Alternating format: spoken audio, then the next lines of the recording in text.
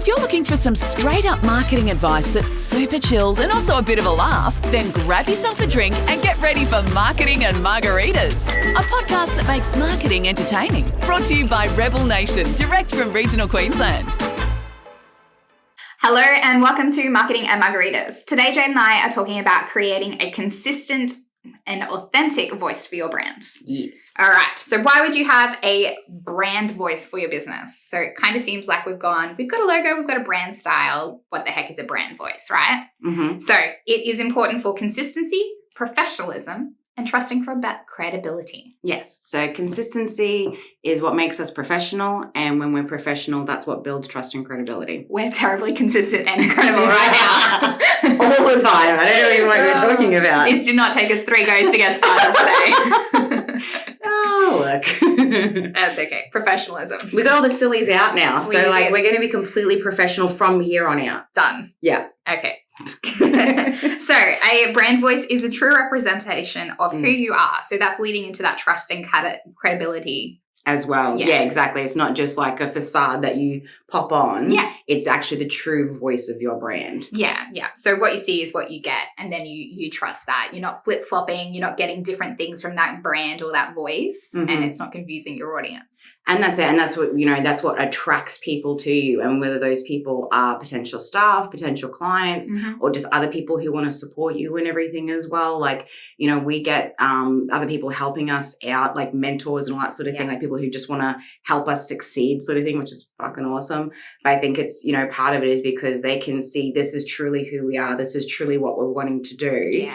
And that authenticity is what makes people trust us. Yeah. Come along for the journey. Yeah. And having a brand voice makes it easier to do your marketing. Yeah. And I think it just makes it easier for like business and stuff in general. Like when you have a really authentic brand voice, like all of your marketing then aligns with that. So it makes it a lot fucking simpler to do. Choosing like channels and stuff you're on becomes simpler. But then in your business, it's like if people don't fit that culture or, if people don't resonate with who you are, etc., then they're not the right person for you. So it makes other things in business a lot easier as well, I believe. Yeah. And when that brand voice is authentic, that making it easier is fantastic because all the other BS falls aside. You're not trying to be someone else or something else or push into an area that's not suitable for your business or your personnel. Life is easier. And I think too, because some people get really caught up and they're like, oh, I saw our competitors doing X, Y, Z. And it's like, well, is that a space you want to play in? Is that what you want to be doing? Is that who you are? Oh, maybe and it's not like, really. Well, no. Then it's like, well, fucking forget that shit. Like, that's not you. So don't be them. Yeah. Be you. So the more authentic you can be, the more you can be. That's a fabulous sentence. And the easier it is. But the better it is, the stronger your business, the stronger your message. Like the clearer and more compelling your message is, the more you attract people to you. Yeah. I love it. So it all feeds into each other. Yay! It's a big, beautiful feeding into each other thing. I don't know what analogy for that. What feeds into each other? All I can think of is pipes. It's a closed system. Yeah. It's a cycle. It's a cycle. Anyway, all right. So what exactly is a brand voice? So brand voice is basically just the sound or the tone of voice in everything you do. Yeah. From how someone answers the phone to your complete online presence. So we're all going to talk like this. Yes. Tone of voice as in register. Thank you. As to how you run a podcast. And that's the thing. So take this podcast, for example, like we're saying, I see a lot of podcasts where people would edit out all of the bits where they fuck up and stuff. Polish it to the 9. Yeah, exactly. And I have ones where one of us will cough and we'll just keep going, or we'll say the wrong word and just keep, because we're actually real people, and we're not afraid to be real people. And that's the part of our honesty and our integrity. Yeah. And that is part of our brand voice, I believe, is being honest, having integrity. Yeah. And it's in everything that we do, rather than polishing this up and pretending that we're fucking perfect, which would be what would be left of the podcast. I'm not sure. Here's 5 words. Yeah, I'm not sure how fun that would be to listen to.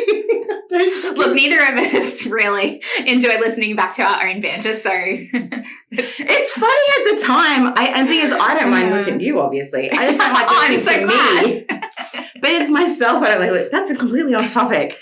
Okay, so it's how you go about things. So like from writing your Facebook bio, like those kind of how your website's written. Mm-hmm. Like if you go across our marketing, you should see and feel like you are talking and listening to the same person. When you come to the office, we use the same lingo. We, have the same approach on things. We are united. Even our forms and stuff. Our terms, conditions on our fucking quotes. Yeah. I'll always be proud of them. I don't even know if they're actually properly legal, but whatever. But all of that is consistent and it's got the same feel. And having the whole team on board, like having that brand voice, we can get the whole team on board. So that flows really well. Yeah. And that's the thing. It's just like how your logo is the foundation for your whole brand identity and how it gets used in all different ways and forms and the colors and the fonts and the shapes and design elements and stuff. It's the same with your brand voice, just for the words parts of things. So your logo is like your visual foundation, and then your brand voice is like your text foundation. So a really fun example of this, I flew Bonza the other week, and even over the intercom when we were like taking off and landing and stuff, their lingo, obviously all scripted, but they like call their cabin crew legends.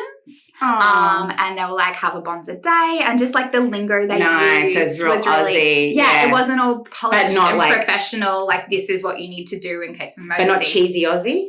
Oh, no, very cheesy Aussie because it's Bonza. But yeah, they put that brand voice through the whole of how they do things. So yeah, it was really interesting to see. I think too, it's like it just makes things a bit more fun as well. Like whatever someone's brand voice is, when they bring it into everything, and you notice it, you're like, oh, that's cool. Yeah, because you do. Like it just means that they've thought about even the most regulatory of things and added some personality to it. Well, it caught my attention and we listened. Like, how often do you listen to the safety announcements on the plane? I read through the whole thing. I don't even look at the fuckers. I am the worst. I was about to say patient. That's not the right term. Flying person. Person flying. Nah, it's gone from my head. It's flown out the window. Anyway. So yeah, it caught my attention. But the first thing they say is no matter how many times we've flown, you need to pay attention. Great job, Jane. I don't care. I mean, I do care, but I don't care. But it caught my interest. And yeah, it made you pay attention. It made me pay attention. And when it's used well, it's effective. Does that mean that you normally don't pay attention either? Oh, no, I kind of just like pretend I'm watching. Yeah, I don't even do that anymore. I'm a goody two-shoes. I gave that up ages ago. All right. What is it when you're... Oh, my God, that is going to annoy the shit out of me until I can't... Passenger. You're a passenger. There we go. How can the most simplest of words just fly out of your head? I don't know. Anyway, okay, cool. So how do you find your brand voice? How do you find it? Okay, so first of all is to check out our brand values episode. I don't know what number. I probably should look that up. We'll pop it in the show notes. Yeah. So there's an exercise in there that you can do by yourself or as a team. We've done it as a team. It's lots of fun. I've done it with other groups and stuff and facilitated it. It's something that I think is a really good exercise to get other people's buy-in, and also because as the business owner, you will see things one way, and it's so interesting to see how everyone else sees it, whether they align with what you think or whether they actually think other things. Like I'll never forget Josh saying pragmatic as part of ours, and because Josh is like not a big contributor, like he's a little bit more reserved and quiet, when he said pragmatic, and we're all like, fuck yes. Nailed it. Yeah, like it was so cool. And I would never have said that. Chanting and cheering. We lifted him above our heads and went out to the street and held a parade. It was magical. But yes, brand values exercise is really good to do. And just remembering too, it's a starting list. It's something you can fine tune, but it gives you a starting point. Secondly is checking out others. So I think that, we can look to other brands and go, well, what is it that you really like about them? So like we always talk about GoTo, like we love GoTo skincare. Yeah. I look at their branding and stuff because I find similarities in how they write their quirky little, like the packaging and stuff. And I'm like, oh, that's kind of something like we would do. Yeah. So I'm like, well, if I was to come out with a real product, that inspires me to do that kind of thing. Yeah. Not to copy them, but as a way of like emulating it sort of thing. Find things that resonate and inspire you and see how you could use similar ideas in your business. Yeah, basically. I mean, nothing's a new idea. We're all kind of, seeing something from someone else and that inspires us. Like we don't live in a vacuum sort of thing. And it's not a matter of checking out your competitors, seeing what they do and copying that to your own business. This is looking at brands you love and trust. Yeah. I still remember, I can't remember what the actual organization was, but they were looking, it was very different from hotels, but they were looking at hotels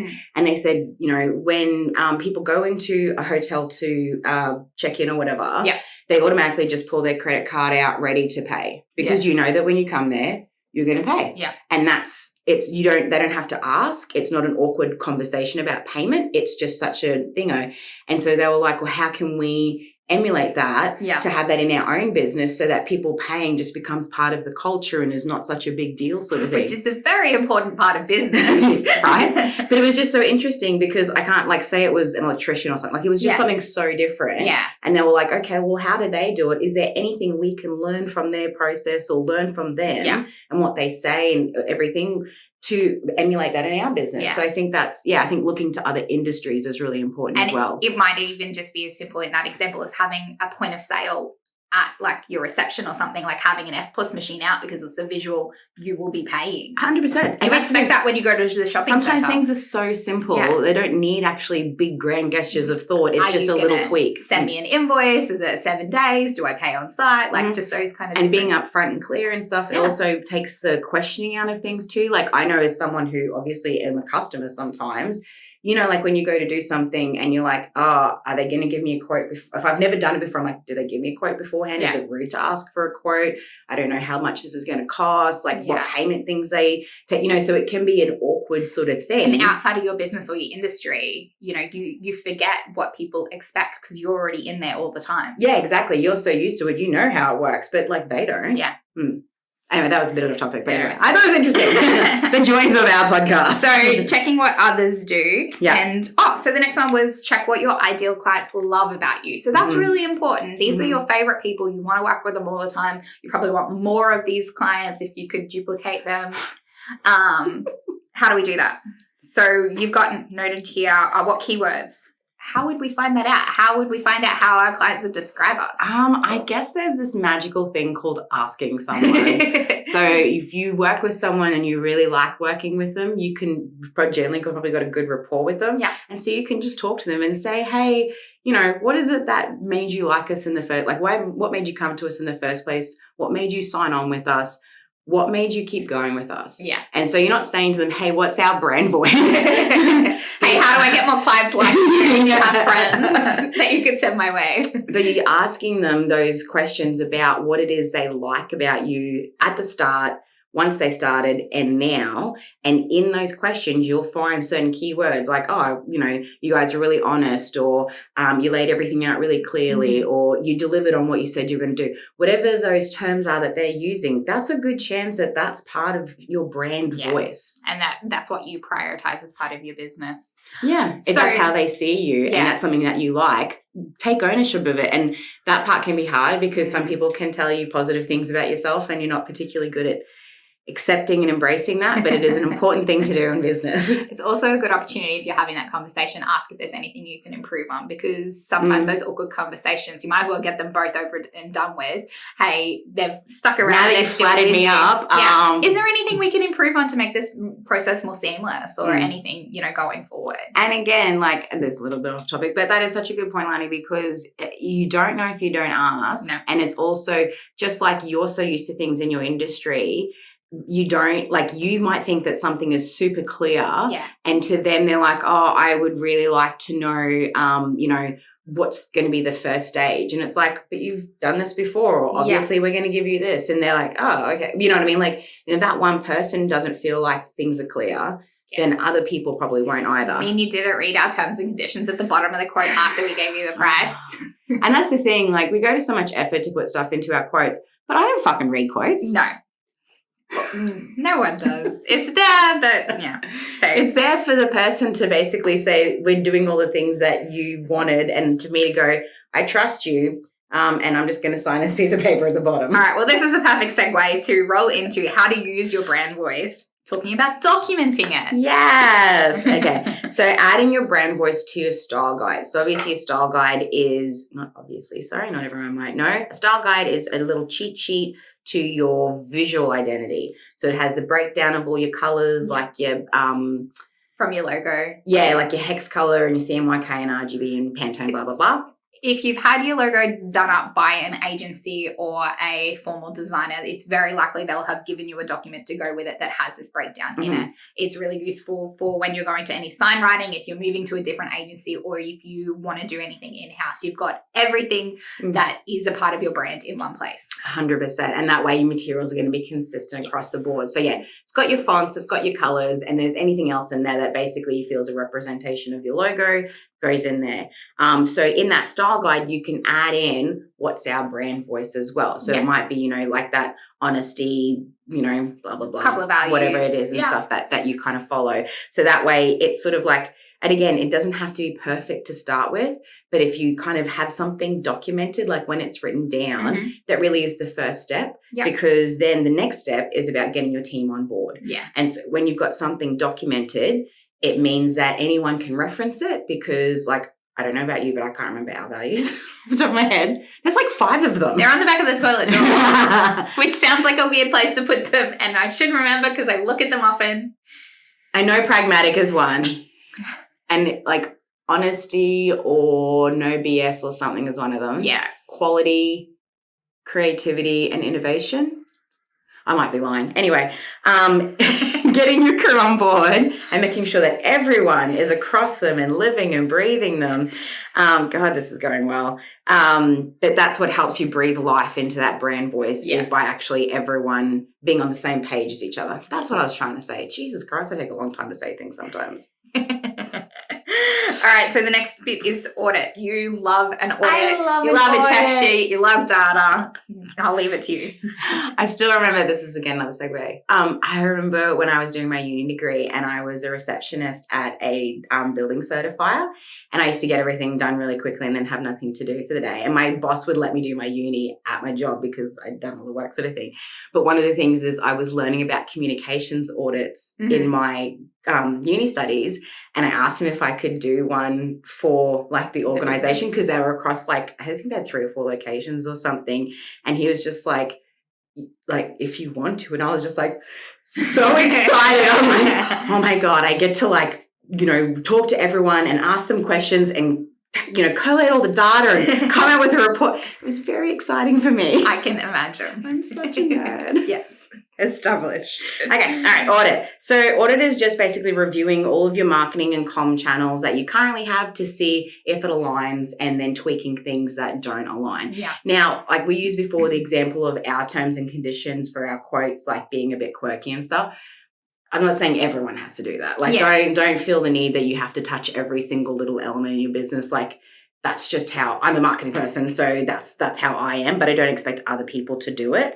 But things like your Facebook bio, your website, your online directories, they should be consistent. Yes, 100%. Voicemail recordings, phone greetings. That's one that I think people really overlook as well is like, I know not everyone calls anymore, but I just think like people don't realize that when you call someone and they go to your voicemail, it's another touch point. You know what I mean? I don't do the quirky ones anymore. No, but so many voicemails. This is like, hi, I'll be away till December 28th. And you're like, it's June. But even just like hi, this is Jade, leave a message. And it's like, well, if you're a professional, it should be like, hi, this is Jade from Rebel Nation. If you want to get me quickly, send me a text. Yeah. Otherwise, leave me a message. It's not hard. Yeah. I used to ask people their favorite drink or their favorite book. And if they left me an answer, I would put them to the top of the list. Yeah. Yeah. I don't know why I changed that. I'm so boring and old now. Anyway, voicemail greetings, stationery, collateral. So your cap statements, your brochures. So when we and again, the reason I've listed these out too is because when I say audit all of your collateral, you and I know what that means, but not necessarily everyone else will think of all those things. So it doesn't mean you have to go reprint everything tomorrow. No, just make a list and start chugging through it. As new things come up, like as you go, okay, we've only got 10 capability statements left. Time for a refresh. Instead of just doing a reprint, let's actually have a look at what it says and if that's still representative of who we are and what we do, not just brand voice wise, but also services and all that kind of bullshit. Cool. And then you can roll it out across new items and your active marketing channels like socials, etc. Yeah, absolutely. And then you review how it goes. So obviously this is not a one and done situation. If your business moves in a different direction, obviously you need to kind of review that brand voice as well, but keeping a constant feel on that material and where you've got everything. So keeping that audit list might be good to do it once a year or every 2 years, depending on how often you do stuff. I think it's just checking in to see how people respond to it as well. You know what I mean? Like when I say how people respond to it, I don't just mean like how your customers or whatever respond to it, but how does your team respond to it? You know what I mean? Like when everyone is going with that brand voice and stuff, does it seem like they're actually embracing it, or is it a bit cringy or something to them? Because then maybe it's not really quite resonating with them. And maybe that means it's not as authentic as what you would want it to be. Because I think the string that we're trying to really push here as well is about it being authentic and being real. And if, you guys have a starting list of this is what our brand voice is, but then you actually are rolling it out and doing it and it doesn't feel right. Then it just needs some tweaking. It needs refining. It needs some fine tuning. You might not need to change every single fucking thing, but it might just need a bit of a review and a tweak because you're really looking for, when you hear those words, you're like, yes, this is who we are. Like it needs to resonate. And that might be a journey. Like if the brand voice that you want isn't where you're at, it might be a bit more of a process for you guys to transition into that. Oh, and there is nothing wrong with an aspirational brand voice too, especially if as a team you're like, we might not be all of these things yet, but this is where we want to get to. Yeah. And then again, seeing who responds to it and who does it might show you the people who are on board and the people who aren't. And that's really important too. Absolutely. 100%. All right. Wrap up was, wow, we kind of hit it. You can evolve. So it's not a once-off process. It is a growing thing.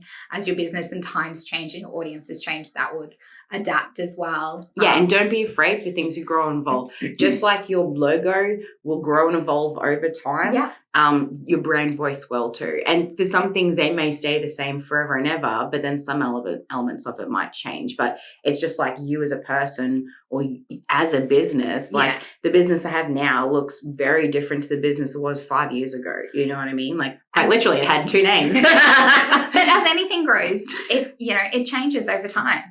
Yeah, exactly. And if things aren't growing and evolving, then shit's dead and boring. So growing and evolving is a much better situation to be in. It's more fun. What a beautiful note to wrap it up. Dead and boring. Let's all reflect on that. Hope you guys got something out of our episode. We'll pop in the brand values episode in the show notes for you to check out if you want to go back and look at that exercise. Hope you've enjoyed. Cheers. Thanks for listening to this episode of Marketing and Margaritas. Find more free marketing tips, tricks and laughs at rebelnation.com.au.